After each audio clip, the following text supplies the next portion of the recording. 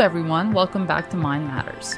This season, I want to talk about prejudices, not just from a moral or ethical perspective, but really looking at how they operate in our brains. How do these hidden influencers shape our decisions? I explore how we think so we can reshape our world from the inside out, because in the end, every mind matters.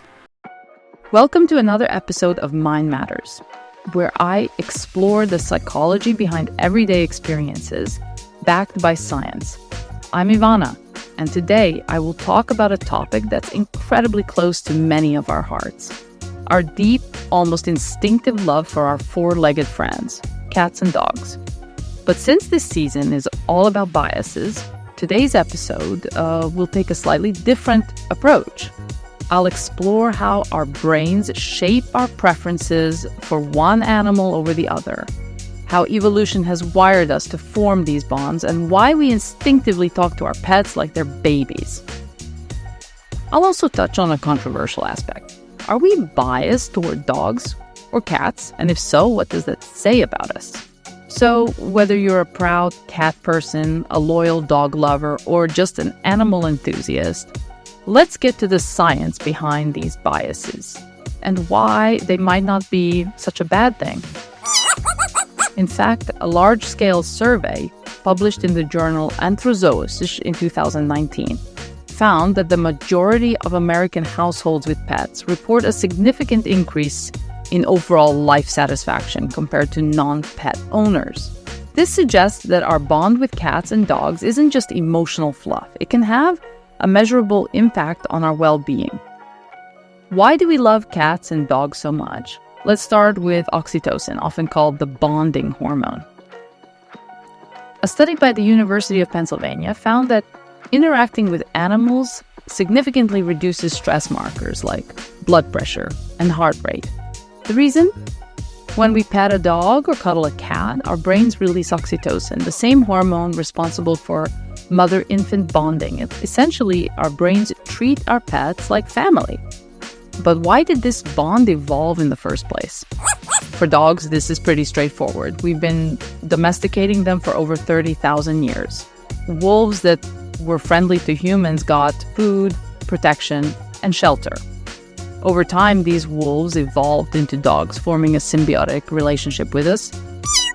Cats, on the other hand, are a bit different. They weren't bred for companionship the way dogs were. Instead, they coexisted with humans, mainly as pest controllers in agrarian societies. Over time, humans started keeping them indoors, feeding them, and forming bonds, even though they still technically domesticated themselves. But despite their different histories, both animals trigger similar emotional responses in us.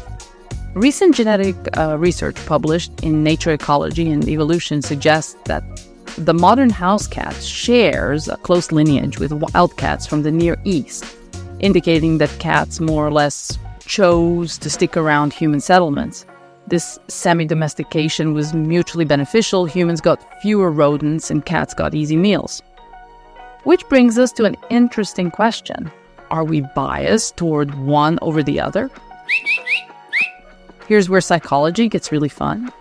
You've probably heard people say, I'm a cat person, or I'm a dog person. But have you ever stopped to think about what that actually means?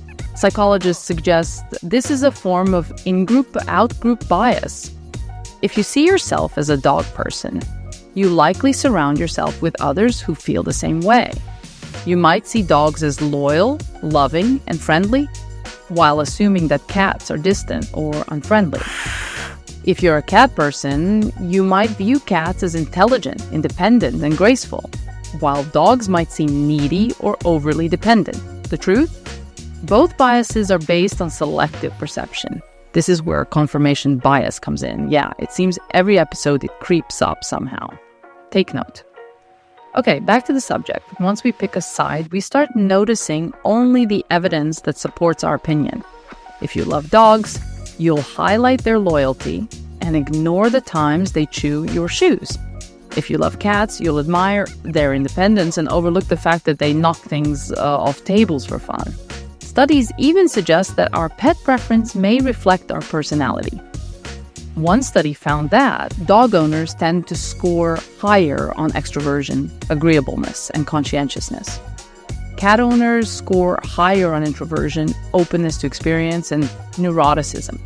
Does that mean all cat owners are introverts and all dog owners are extroverts? Absolutely not. But it does show that our biases extend beyond just the animal. We subconsciously align ourselves with people who share our views.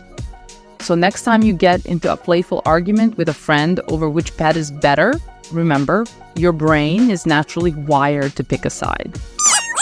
Sam Gosling, a psychologist at the University of Texas at Austin, conducted research showing that self-identified dog people often see their pets as reflections of their own sociability, whereas cat people value the more solitary, independent traits they share with their feline companions. It's a glimpse into how our personalities and biases relate with the animals we choose to bring into our homes. All right, let's address something we all do but rarely talk about. The other day, I caught myself saying, "Who's a good boy?" "Yes, you are," to my cat. Why do we do this? Turns out, there's a scientific reason for our tendency to use baby talk with pets. It's called infant-directed speech, and it's actually a biological reflex. Studies show that when we see something with big eyes, a small nose, and a round face, our brains automatically switch into caregiver mode. This concept, known as Kindchen schema or baby schema, was first introduced by Konrad Lorenz and explains why we find puppies and kittens irresistibly cute. But it goes deeper than that. A study on dog communication found that dogs actually respond better to high-pitched, exaggerated tones. So when we say, "Come here, girl. Come on," logically, we're not just being silly, we're actually reinforcing social bonding. And here's the best part. Cats don't respond to baby talk the way dogs do. Instead, they react more to their owner's specific voice patterns rather than exaggerated tones. This is why your cat seems to ignore strangers but reacts to you, even when you're just talking normally. So if you catch yourself cooing at your pet, just remember, it's not just a habit, it's a deeply ingrained, biologically programmed behavior.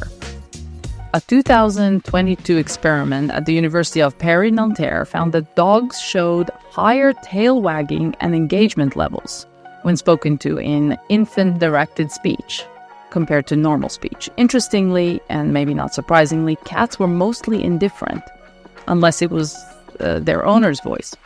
This further illustrates how each species has evolved distinct communication cues with humans.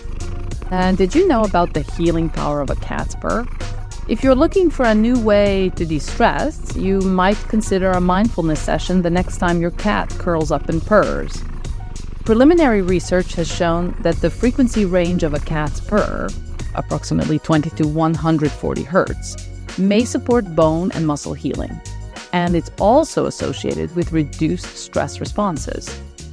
So the next time your cat starts that gentle rumbling, take a moment to focus on the vibration and warmth, almost like a mini meditation session. Not only could this deepen your bond, but it might also help shift your mind into a calmer, more relaxed state. While the science is still emerging, it's an easy, hands-on way to harness the potential benefits of being a cat owner. Ever notice how a dog's wag can instantly put you in a better mood? Studies suggest that a dog's tail wag may serve a similar function to a human smile. It's a social signal that triggers a release of feel-good hormones in both the dog and the human. Next time your dog is wagging that tail, try mirroring their excitement by offering a big smile back. It might give both of you a mini surge of endorphins. And another healthy nugget is to know you are also giving happiness. Locking eyes with your dog can lead to a mutual release of oxytocin, the same bonding hormone responsible for mother-infant attachment. If you're looking to deepen your bond, set aside a few minutes each day to practice positive eye contact.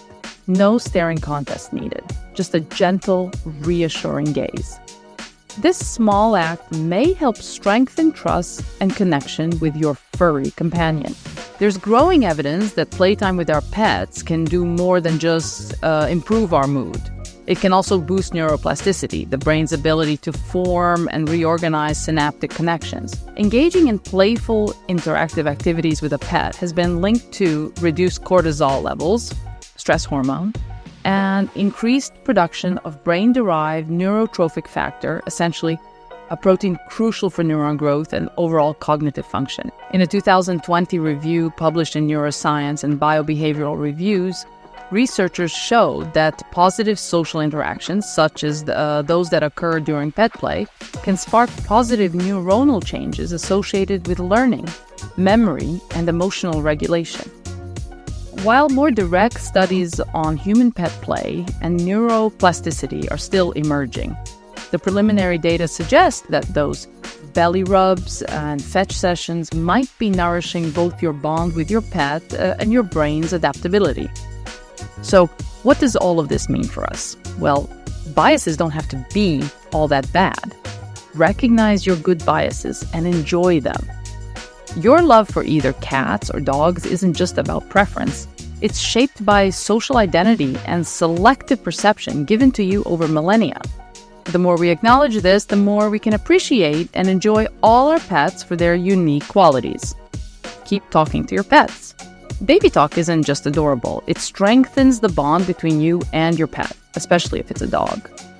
For cat owners, your voice still matters, but it's more about consistency than tone. Enjoy the science behind your love for animals. Knowing that oxytocin, Kinshasa schema, and evolutionary history all play a role makes our connection with pets even more important. It is good for your health. Enjoy it. So, next time someone asks, "Are you a cat or a dog person?" take a moment to consider. Is it your personal experience shaping that opinion? Or could it be a cognitive bias leading you to prefer one over the other? No matter what side you're on, one thing is clear. Our pets are more than just animals. They shape our emotions, influence our psychology, and bring us undeniable joy. Thank you for tuning in to Mind Matters.